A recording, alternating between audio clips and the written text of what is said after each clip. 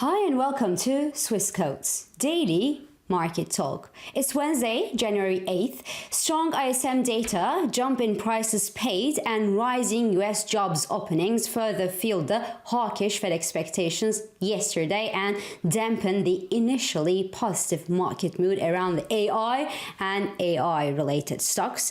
In Europe, however, the CPI update yesterday went according to the plan, soothed investors' nerves, sent the euro lower and the stocks higher.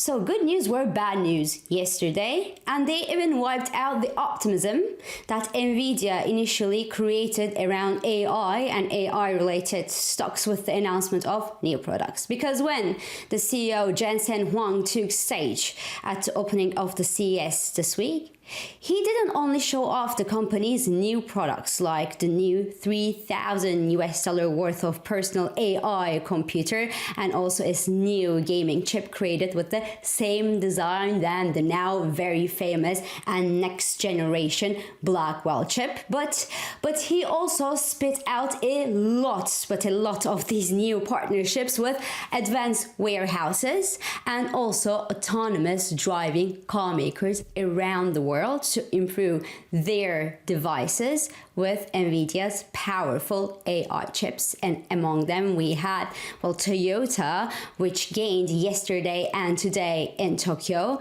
We had Uber that actually saw its share price jump more than 3% at yesterday's open. We saw Accenture that saw its own share price jump more than 3% yesterday as well compared to the closing level of the day before. And we also saw Aurora, which saw its own share price jump up to 72% yesterday.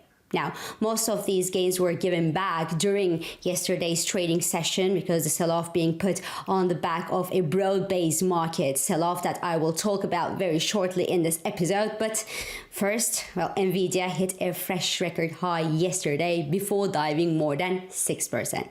Now, some out there said that the new projects announced by Jensen Huang demanded long time to bring in concrete revenues, and many investors just simply prefer taking their profits in their pockets and walk away.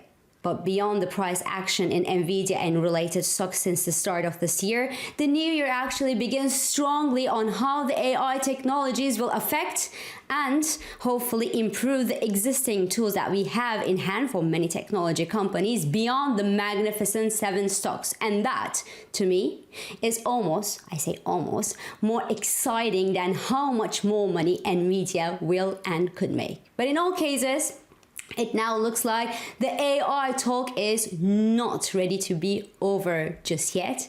On the contrary, we are only getting started, guys. Now, zooming out of AI and technology, the news were much less exciting on the economic data front yesterday than it was on the AI front. The US released a set of higher than expected ISM data, suggesting that non-manufacturing activity in the US was better than expected by analysts in December, in contradiction to S&P's PMI data released a day before. That's not necessarily bad news for the economy, but it's bad news for the Fed does. But what really actually dampened the mood beyond that strong number was not the fact that activity expanded more than expected, but the fact that the prices paid by companies unexpectedly and meaningfully jumped to the highest level since 2023. And separately, JOLTS data yesterday hinted at an unexpected jump in job openings in the US in the month of November to above 8 million job openings. So the better than expected US data yesterday only fueled the hawkish Federal Reserve expectations, pushed the US yields higher across the curve, and also kick the expectation of the next Federal Reserve rate cut further down the road. A May rate cut from the Fed is now a coin flip, and many investors out there believe that the Federal Reserve may wait until June to announce its next interest rate cut. So in the FX markets, the US dollar rebounded yesterday against most major peers as the latest economic data from the US fueled the Federal Reserve hawks. Due today, the ADP report from the US is expected to print a relatively soft number of new private job additions in the US last month. So a consensus of analyst estimates on Bloomberg survey expects the US economy to have added just below 140,000 new private jobs in December, down from 146,000 added a month before. Now, a soft ADP print today should easily scale back the hawkish Federal Reserve expectations that may have actually gotten a bit ahead of themselves lately, but we know that a stronger than expected figure from the US today will certainly worsen the bond sell-off. And note that, and this is important, it's interesting, the hawkish Fed expectations is not necessarily the root cause or the only root cause of the US bond sell-off. Because the fear that the US government spending under new President Donald Trump will explode is a bigger issue for investors, because since the Federal Reserve actually started cutting its interest rates in September last year, the US yields only kept climbing. The US 10-year yield was near 365% level into the Federal Reserve's first rate cut in September last year and has risen more than a full percentage point since then, which is, yes, a bit disquieting for everyone. And also note that the US yield curve steepened a bit too fast as well. And the rapidly rising yields in the US, and that despite the Federal Reserve's calling the end of its post-pandemic tightening cycle, well, now sends the gap between the S&P 500 earnings yield and the BBB bond yield for US companies to a deepest negative level since 2008. So in plain English, that means that the BBB rated corporate bonds today pay less return than their riskier equity investment peers. And that's an anomaly, obviously, because normally the higher the risk, the higher return you get. So it means that either the market is in a bubble right now or the credit risk is rising meaningfully. Presently, we could eventually suspect both. So the S&P 500 fell more than 1% at yesterday's trading session. Nasdaq 100 dived nearly 1.80%. The Dow Jones Industrial Index retreated 0.42%. The mid-cap stocks lost 0.61%, and small caps retreated 0.74%. In Europe, the CPI reading actually went better than I expected yesterday, to be perfectly honest with you, because the latest CPI update from the Eurozone confirmed, yes, the rising price pressures in the Eurozone in December.